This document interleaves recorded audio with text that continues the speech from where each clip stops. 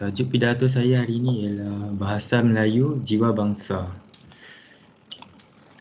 Assalamualaikum, saya Fahmi bin Nazara Asman. Hari ini saya akan menyampaikan sebuah pidato yang bertajuk Bahasa Melayu Jiwa Bangsa yang berusaha Tuan Pengarah Politeknik Sultan Idris Shah yang arif lagi bijaksana, barisan panel hakim yang dikasihi rakan-rakan serta pelajar Politeknik Sultan Idris Shah. Bahasa Jiwa Bangsa. Andai patah sayap Raja Wali, bertongkat jua saya kemari, bukan kerana ingin bermimpi, tetapi untuk membawa anda semua menyelami mauduk pidato yang berbunyi bahasa jiwa bangsa. Sambutlah salam sejahtera, salam satu Malaysia. Sebelum kaki menggorak langkah lebih jauh, izinkan saya mendefinisikan tajuk pidato saya. Menurut Kamus Bahasa Malaysia, Keluaran Dewan Bahasa dan Pustaka, bahasa diiktirafkan sebagai sistem lambang bunyi suara. Jiwa pula merupakan roh atau nyawa. Seterusnya, bahasa dapat didefinisikan sebagai jenis manusia daripada satu asal keturunan. Secara konotasinya, bahasa jiwa bangsa juga membawa maksud milik mutlak sesuatu bangsa yang menjadi identiti kebangsaan. Sesungguhnya, bahasa itu menunjukkan jati diri sesuatu bangsa. Kekuatan bahasa itu juga membuktikan kuatnya sesuatu bangsa itu sendiri. Yang kulit itu kundi, yang merah itu saga, yang baik itu budi, yang indah itu bahasa.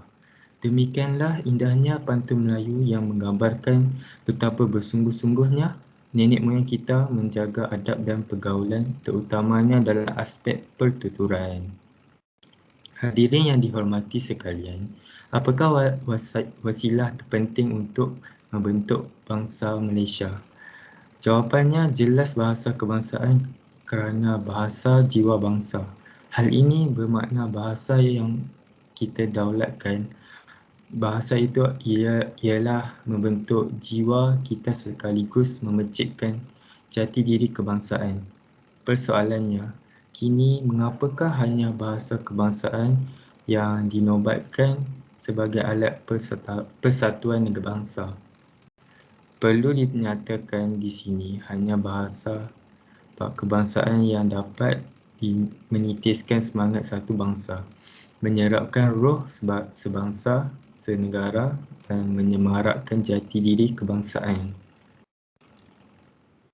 Tidak Melayu hilang di dunia, kata-kata keramat Laksamana Hang Tuah ini mungkin hanya tinggal retorik semata-mata sekiranya bangsa Melayu tidak menjaga keunggulan ataupun integriti bangsa dan bahasanya. Hadirin penama yang setia dimuliakan, pidato saya pada hari ini akan mengupas dua komponen utama, yakni peranan bahasa kebangsaan ke arah memartabatkan negara di mata dunia. Komponen pertama, bahasa kebangsaan bahasa perpaduan. Sejarah telah membuktikan bahawa bahasa Melayu telah menjadi bahasa lingua franca bagi negara-negara di Kepulauan Melayu. Hal ini telah menjadi kebanggaan kita untuk memartabatkan bahasa Melayu. Pada amnya, proses evolusi bahasa Melayu berkembang selaras dengan taraf pembangunan yang dicapai oleh negara dan rakyat.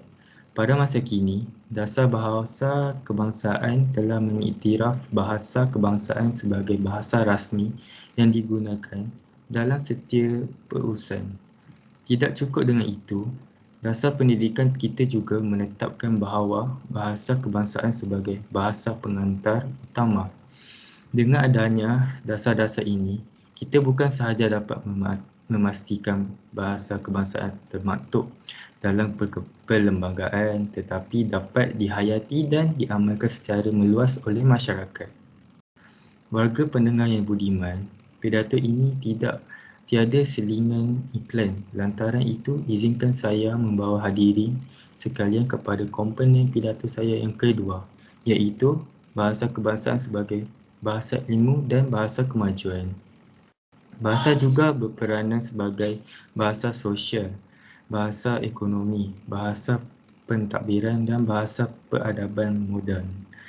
Bahasa kebangsaan juga sebagai wadah terpenting untuk membentuk kepribadian bangsa Malaysia. Sekiranya diabaikan, ini bermakna kita telah tergelincir daripada gerabak pembentukan bangsa Malaysia. Sebelum saya menamatkan baik-baik bicara saya, izinkan saya menghadiahkan serangkap pantun. Sedap makan kacang gelisah, buah peria pahit dan maung. Bahasa menggabungkan etnik bahasa, satu Malaysia sama bernaung. Justeru, gunakanlah bahasa yang santun, buktikan bahawa kita merupakan masyarakat yang bertamadun, kaya dan budi bahasa dan memiliki minda kelas pertama. Bahasa kebangsaan harus didaulatkan. Inilah sikap dan pemikiran yang amat diperlukan untuk mencapai tanah negara maju. Secara konklusinya, bahasa jiwa bangsa jelas menunjukkan bahawa bahasa Melayu itu menjadi nadi penggerak yang amat penting untuk menzahirkan identiti diri kita. Bahasa ibunda sewajarnya dipraktikkan agar tidak akan pupus di telan zaman. Akhir sekali, bahasa itulah menunjukkan bangsa. Sekian, terima kasih. Salam perpaduan, salam satu Malaysia.